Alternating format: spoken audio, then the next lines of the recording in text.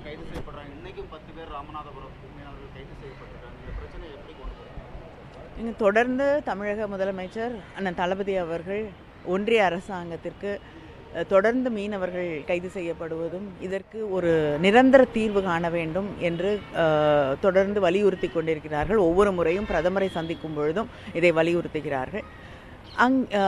ஆனால் ஒன்றிய அரசாங்கம் நம்முடைய மீனவர்களுக்கும் அங்கே இருக்கக்கூடிய மீனவர்களுக்கும் இடையே ஒரு பேச்சுவார்த்தையை நடத்தி தீர்வுகள் காண்பதற்கோ இல்லை என்றால் ஒரு நிரந்தர தீர்வுக்காக இலங்கை அரசாங்கத்திடம் பேசி நிரந்தர தீர்வுகள் காண்பதற்காக குழுக்களை அமைப்பதாக பல ஆண்டுகளாக சொல்லி கொண்டிருக்கிறார்களே தவிர அந்த குழு கூட்டங்கள் நடைபெற்றதாக எந்த செய்தியும் கிடையாது.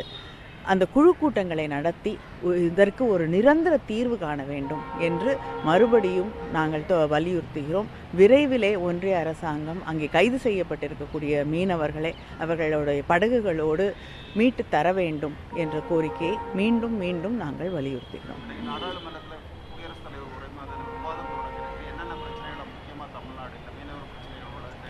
தமிழ்நாடு தொடர்ந்து தமிழ்நாடு பல்வேறு விதங்களிலே வஞ்சிக்கப்படுகிறது, கவர்னர் பிரச்சனை உள்பட. அதனால் இதை பற்றியெல்லாம் நிச்சயமாக நாங்கள் எழுப்புவோம்.